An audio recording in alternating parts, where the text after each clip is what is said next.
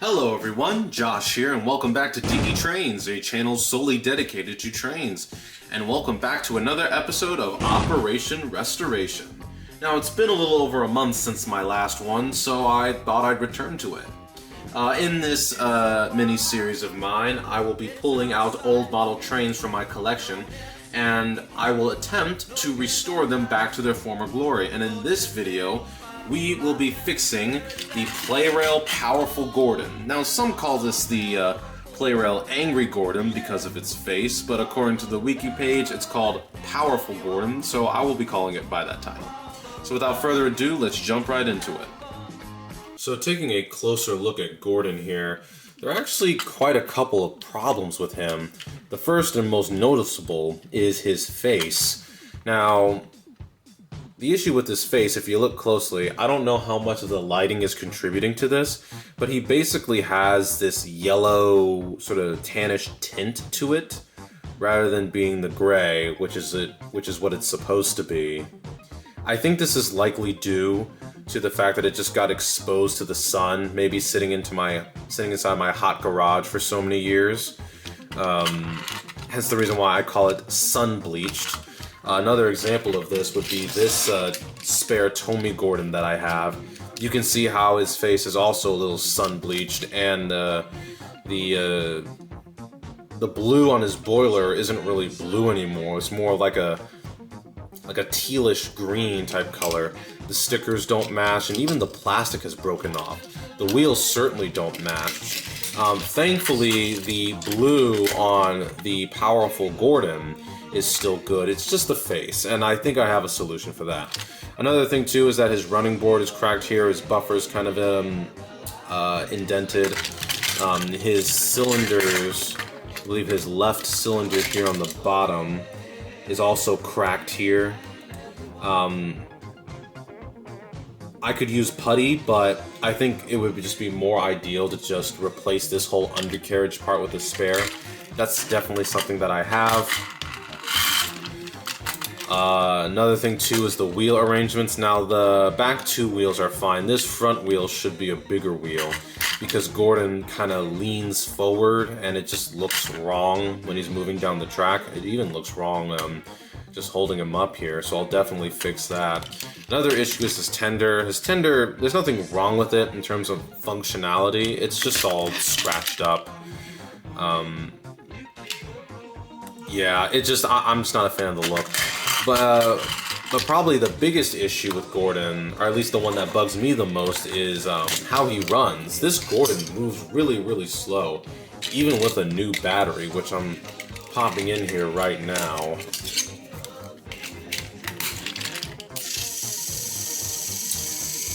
Yeah, it's kind of slow.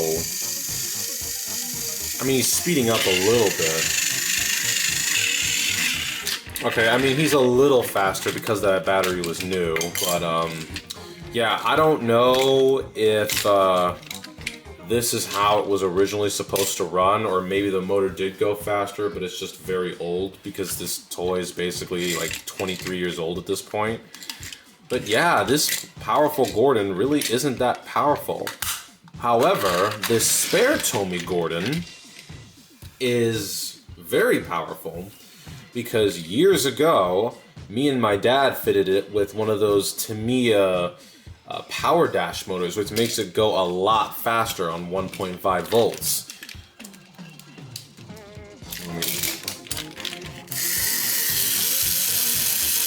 Yeah. Yeah, that's so much faster. So basically, I will be using the parts from this old Tommy Gordon and basically using those parts as a donor for the Powerful Gordon, as well as this huge bag full of parts. Now, I'm not going to use everything in here, but there are some parts that are compatible with the Plarail Gordon that I intend to use. So this will be a really interesting project, so let's go ahead and jump right into it.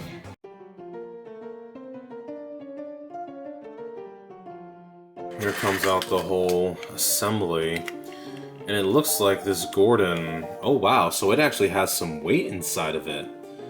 So Some metal weights, that's interesting. I don't think the other Plarail engines have that. But here's his base. We can take this wheel out, as I don't think it's supposed to be here. I think it could also be used as a middle wheel, but Plarail engines usually use this one. And there are no bolts inside of it, so I think it'd just be more ideal to just put this one to the side.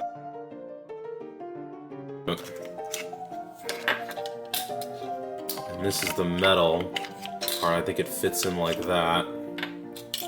There's this damaged running board.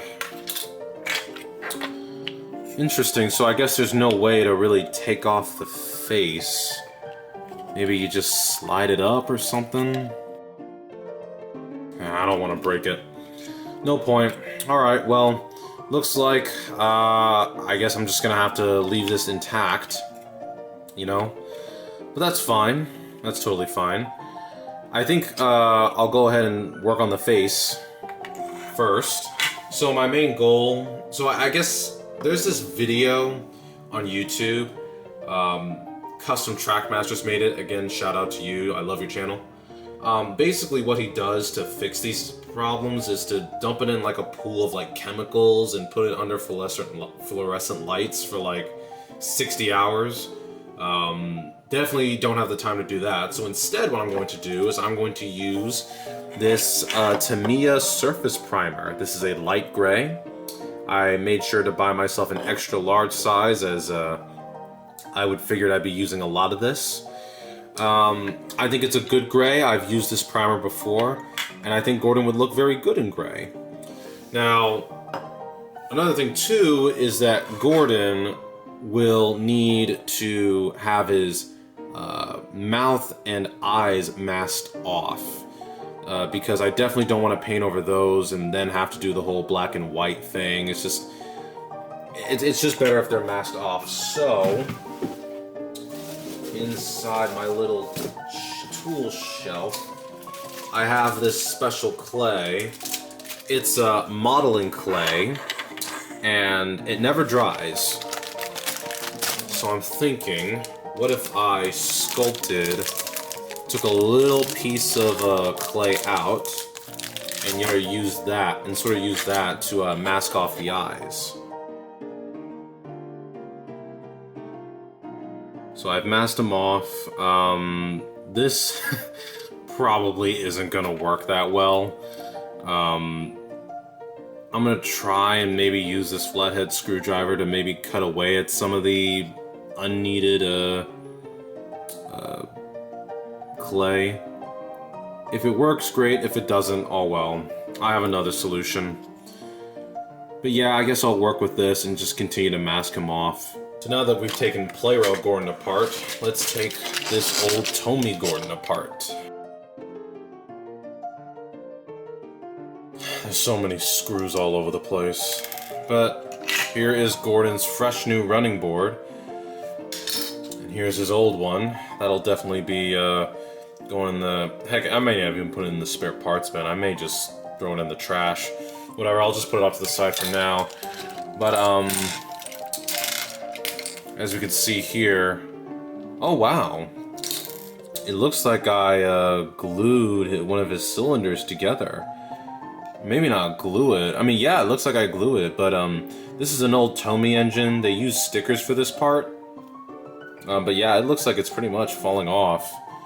So yeah, yeah, I guess that's the end of that one. Here are his axle wheels. Now, which one was the one that I was supposed to be using? This is a bigger one. This is a bigger one. I think I'm supposed to be using this as a front one, so I'll use this one. Oh, so hold on, I'll just put that off to the side. And use these weights as well. Here's a close-up of the power dash motor. And it is upside down. Hold on. Yep, there's the power dash motor. So these chassis are all pretty much the same. So all I gotta do is just swap this one out with the Plarail one. And to do that is going to require some soldering. So while I was searching through my toolbox to find my soldering iron, I was also looking through my spare parts bag as well. And as it turns out, I found this perfectly good Plarail Gordon tender. It barely has a scratch on it. It still has its metal pickups. And it still has the blue and red wires sticking out of it. Now, they're probably not long enough to make it to, I mean, maybe they are, maybe I'm wrong, I don't know. They might actually be long enough, I don't know, we'll just have to see, but I think I might have just made this project a whole lot easier. So, let's go ahead, because I may not even need to use this old, powerful Gordon body. I may just be able to just use this tender.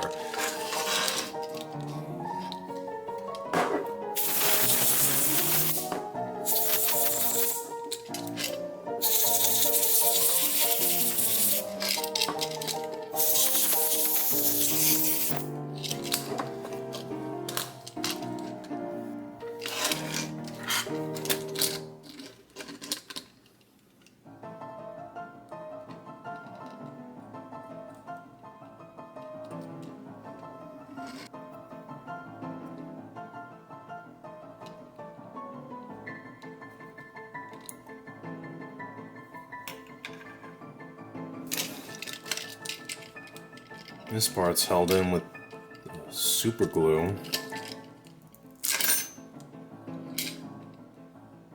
I guess I might as well just pull the whole thing off. So here's the motor. We can toss this old tender out. Here's the new Plarail Gordon tender. Looks like it just might be long enough. Yeah, I think this could work. I think this could definitely work. And this is where the helping hand comes in.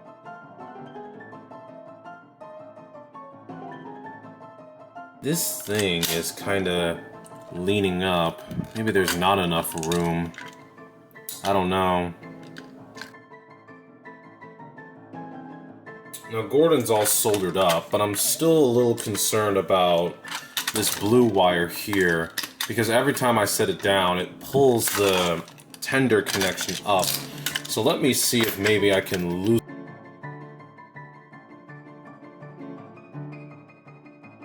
And herein lies the problem. The blue wire is, for some reason, is wrapped all around the tender here. If it'll focus.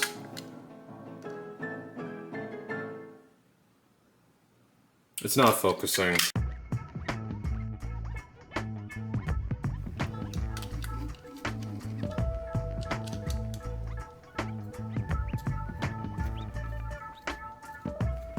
Okay, so I finally put everything back together. I went into the tender and sort of loosened up the blue wire a little bit. So now there's more space. Let me try popping a battery in here and see if it works. And she works. Or he works, since Gordon is male.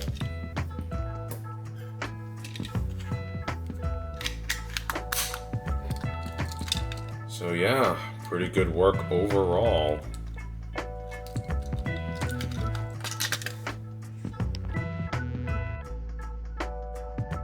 Okay, so for the next part of the video, we will now start the spray painting. So we're going to be using 3 different colors here. We have the light gray primer, and I also have Tamiya French blue. And the reason why I wanted to get Tamiya French blue was to paint the cylinders for Gordon. I'm using a spare one from a Plarail Henry project that I haven't done in so many years. What I did was I masked off the entire base part with some extra clay and some tape. Here we have Gordon completely masked off with his bloodshot eyes, which is really just clay. And I also decided to go ahead and paint his side rod silver. Now, whoops. I masked off the wheels to do that, because apparently it's very difficult to pull these side rods out of the wheels without completely breaking them. So let's go ahead and get started on it. I do want to emphasize that normally when it comes to spray painting, you want to try and do this outside to prevent breathing in the fumes. The weather isn't really the greatest outside for me right now. It isn't raining, but it was raining before, and I don't really trust it to not start raining again. So at the very least, wear an N95. I'm going to give this primer a good little shake. Now, I think for spray painting, you generally just want to go like just in one spritz and then across, sort of like how you do with the paintbrush. You don't want to spray continuously in one area, or else that'll lead to drips. And I definitely do not want that for this Gordon. So I'll give a little test spray. All right, here we go.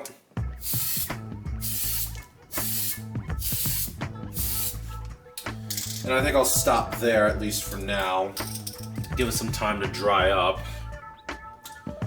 And now, I'll set that aside.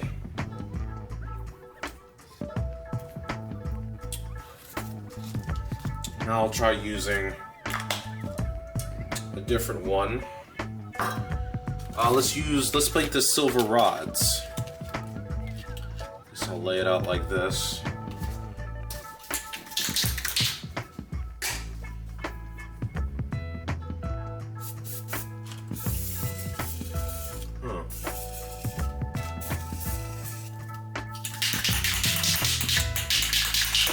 Wasn't really coming out there for a second.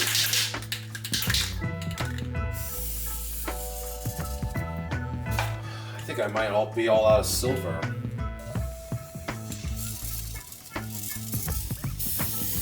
There we go.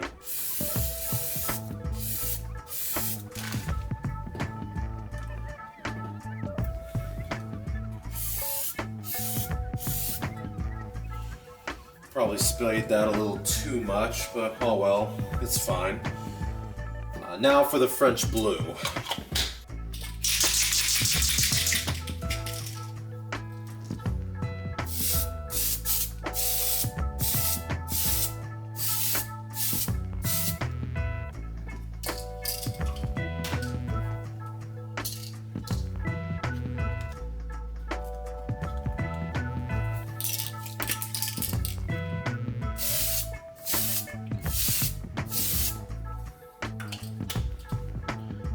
Looks like a good amount of blue.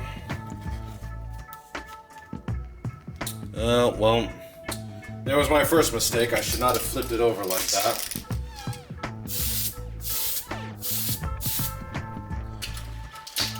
So now I'll just give that some time to dry and come back to it later. So it's been a few hours. I think the paint has dried, or at least dried up enough. So I guess I'll start with Gordon's face. This is what he looks like now. Now, it's not perfect, but I didn't really go in with the expectation that it needed to be perfect. But it's good. It's definitely really, really good. It's good enough for this video. If it'll focus, you can see how there's some parts around his eyeballs that aren't covered in primer. Turns out using that clay may not have been the best option, but it made sense. I'm still not entirely against it. It's tough, you know. It's got a couple scratches here and there. That was just from paint that chipped off because I didn't allow it enough time to dry. The thing that I like about Tamiya spray paints is that they're very thin, which means they dry faster. But sometimes I get a little too impatient with that. Using this Rust-Oleum paint was definitely a mistake. I don't like using it. I mean, it got the job done in getting the handrail silver, but it's very, very thick, and there's certain parts where it definitely bled through the wheels. Again, I'm trying not to be a perfectionist, but I probably will end up redoing Gordon. Speaking of which, here are the cylinders. Sheesh, this thing. I won't zoom in. But I guess you can tell here, it may not be a perfect match, but it looks very similar to French Blue, which I'm actually really happy with. So overall, the base part was a success. There was also a couple paint leaks here and there. I tried masking them off with some black Sharpie pen. Oh, speaking of paint leaks, there was also some paint leaks here on the top of Gordon's funnel. I just used this Sharpie paint marker to get through there. These markers are really, really good. I just wish that they had some with like a really thin tip. But I can probably get my hands on one of those, and that probably would have been easier for me in terms of getting Gordon's face done. So it's definitely not the end. I'll definitely come back and redo Gordon, but as far as I'm concerned, the repainting, at least for this project, is done. And now that we got the soldering done, we can go ahead and put Gordon back together. Okay, here we are, basically 20 minutes later. Now, why did it take me 20 minutes to put this thing back together? Well, as it turns out, and this is sort of a failure on my part to prepare for this, as it turns out, the base that I had painted wasn't the right size. Apparently, there's something about the cylinders having a different shape, and they couldn't plug in underneath the running board the way the train needed to, so I had to go back to using the broken cylinder one, which I suppose isn't that big of a deal at the end of the day. I mean, it does match the color, and it's hardly noticeable from a distance. Also, the wires kind of came apart because I was holding it too much, and there just wasn't enough wire covering trimmed off, so I kind of had to redo that and solder that. But other than that, this model is essentially finished. I'm also noticing some other paint defects here. You can notice how I kind of got some primer on this edge. That's just due to my carelessness with the spray paint. Lesson to be learned, be patient while working with spray paints. I definitely understand why people prefer to brush paint. And the more I work with spray paints, the more I'm become less against them. But either way, this project was pretty much a success. Gonna pop in a battery for the final test run, and just like that, the powerful Gordon is complete.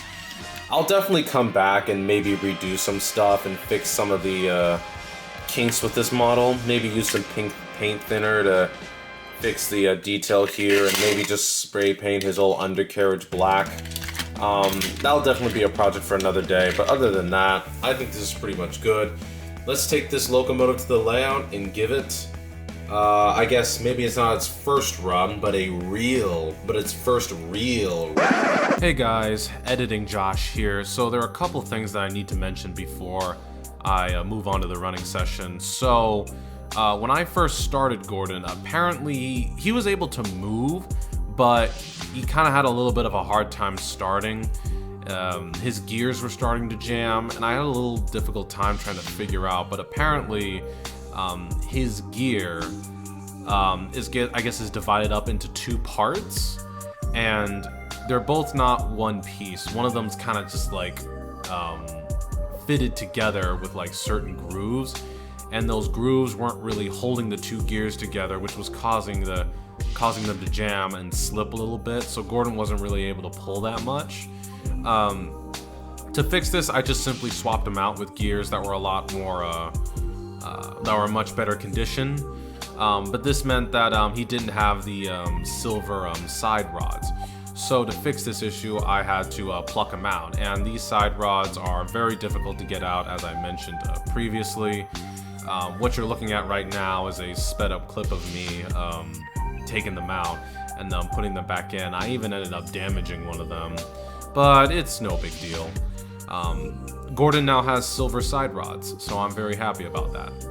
Oh, and I also gave him eyebrows using a black Sharpie paint marker.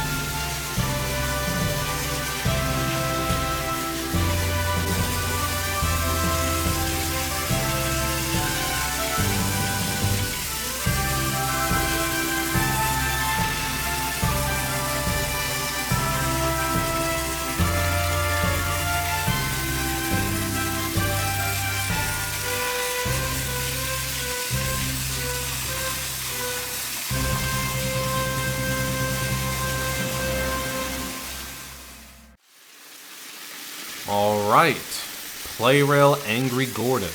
Can you make it up the hill?